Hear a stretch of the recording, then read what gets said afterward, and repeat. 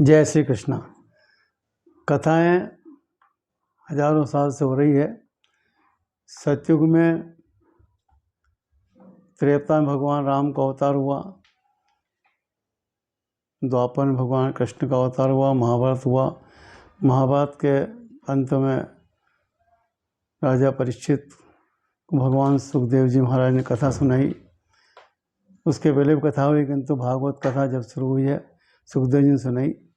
और भागवत कथा जब से कथाएँ हो रही है, किंतु समाज में विकृति बढ़ती जा रही है। लोग सिर्फ कथाएँ सुनते हैं और सुन के वहीं भूल जाते हैं।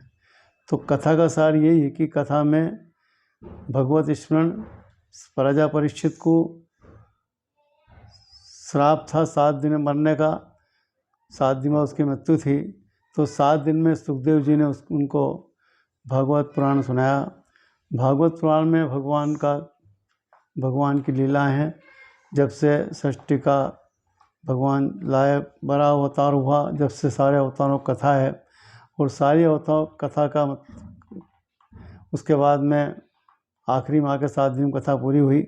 उसमें सारी अवतार आ गए, जितने भगवान का अवतार सब आ गए। तो कथा का मतलब ये कि आदमी कथा में राजा परीक्षित इतने तल्लीन हो गए कि वो सांसारिक उससे अभिमुक्त हो गए, संसार से, सबसे, परिवार से, कुटुंब से, सबसे, उनको मोह से सबसे मुक्त हो गए। और उनका मन, उनका ध्यान, उनका जो केंद्रित हो गया सिर्फ भगवान में। जब भगवान में वो केंद्रित हो गए तो उनका मोक्ष हो गया। तो कथा का सार यही है कि कथा में जाएं तो हम भगवान को प्राप्त करने का प्रयास करें, भगवान के निकट जाने का प्रयास करें, उनसे सानिध्य प्राप्त करें। यदि आप भगवान के सानिध्य प्राप्त कर लेंगे तो आप जब एक कवि ने कहा है कि क्षण भंगुर जीवन की कलिका, कल प्रात को जान खिली न खिली, मलिया गिर की सुचि शीतल मंद सुगंध समीर बही न बही, कलिकाल कुठार लिए फिरता, तन नम्र से चोट झिली न झिली, भजले हरि नाम हरि रसना, फिर अंत समय में हिली न हिली। तो क्षण भंगुर जीवन जो है, कोई भरोसा नहीं कब समाप्त हो जाए। ये कलिका है, कल सुबह उठे नहीं उठे, कल खिली नहीं खिली। और मलियागिरी की जो हवा है, कब मिली नहीं मिली। कलिकाल जो काल है वो कुठार लेके घूम रहा है। मृत्यु हमारे ऊपर हमेशा हमारे साथ रहती है, कहीं कम आ जाए। इसलिए भगवान का नाम स्मरण करते रहना चाहिए। भगवान का हरि नाम जो अपनी रचना है, यह भगवान नाम लेती रहे। यदि आप भगवान नाम लेते रहेंगे तो भगवान का आपका मतलब आपसे निकट हो जाएंगे आप उनके। और जब आपकी मृत्यु होगी तो आपसे भगवान का स्मरण आपके पास रहेगा, बाकी सबसे आप मुक्त हो जाएंगे। जब सांसारिक चक्र से मुक्त हो जाएंगे, माया से, तो आपको मोक्ष की प्राप्ति होगी, फिर आपका पुनर्जन्म नहीं होगा। भागवतेश्वर कथा भी है जड़ भरत की, और पहले भरत थे, फिर बाद में जड़ भरत हुए और मुक्त हो गए वो। ऐसी कथाएँ बहुत सारी हैं। और उसके बाद में किंतु आपको मन लगाना पड़ेगा। मन लगाने का मतलब भगवान को प्राप्त करने के लिए आपको एकाग्र होना पड़ेगा। प्रहलाद ने सब जगह परमात्मा को देखा, सब जगह ईश्वर को देखा। ये कथा है, इतिहास में है, भागवत में भी आती है। भगवान का अवतार हुआ, नरसिंह अवतार हुआ। क्यों हुआ कि प्रहलाद को विश्वास था कि परमात्मा सब जगह हैं। तुलसीदास जी ने कहा है कि तुलसीदास ने कहा, सभी दूर जो सिया राम में सब जग जानी, करूँ प्रणाम जोर जुग पानी। सब दूर भगवान का वास समझें। यदि आप सब दूर भगवान का वास समझेंगे, उसके लिए आपको बहुत दृढ़ निश्चय करना पड़ेगा, मन को एकाग्र करना पड़ेगा। जब भगवान मन लगेगा तो प्रहलाद का मन लगा भगवान में, उसको भगवान में मन लगा लिया उसने, तो उसको सब दूर भगवान दिखते थे। इसलिए भगवान को अवतार लेना पड़ा, नरसिंह अवतार हुआ। भगवान ने जो है उसके हिरण्यकश्यप को मारा और सबको उद्धार किया। इस प्रकार से मीराबाई थी, मीराबाई भी सब दूर भगवान को देखती थी, कृष्ण को देखती थी। उन्होंने जो है जहर को भी अमृत पी लिया, अमृत बन गया वो।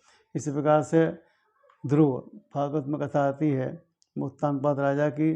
ध्रुव जंगल में गया और सब बच्चे, उसने कहा भगवान की गोदी में बैठूँगा, भगवान से मिलूँगा। तो बालक क्या समझे, 7 साल का बालक, तो वह भगवान के नारद जी प्रकट हुए, नारद जी वहाँ आए, उसको जो है उन्होंने 12 अक्षर का मंत्र दिया, ओम नमो भगवते वासुदेवाय, यह मंत्र दिया।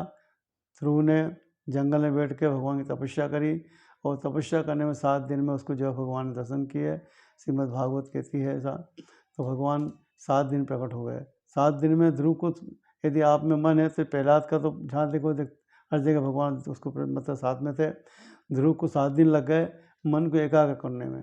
यदि आपको मन को एकाग्र करेंगे, आप बैठिए, ध्यान लगाइए, योगा करिए, प्राणायाम करिए, लोम विलोम करिए, आदिकाल जो क्रिया बताएगी संध्या पूजा की, संध्या पूजा में वही है कि आप प्राणायाम करेंगे तो प्राणायाम के अंदर आप जो है कोई मंत्र का जाप करें, गुण मंत्र का जाप करें, भगवान के नाम का जाप करें और एकाग्र हों, अपने आप को एकाग्र करें, तो आपको भगवान के निश्चित आपको जो आभास होगा।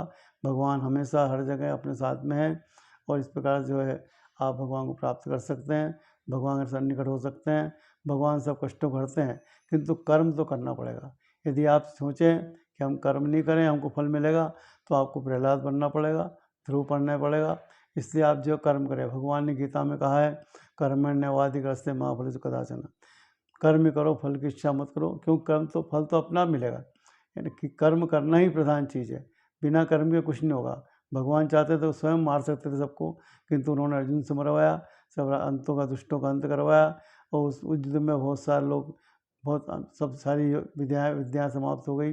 है ना, भगवान ने सब दुष्टों का नाश करने के लिए कर्म बताया, कर्म ही प्रधान है। यदि आप कर्म नहीं करेंगे तो आप तकलीफ पाएंगे। इसलिए प्रधान चीज़ है कर्म।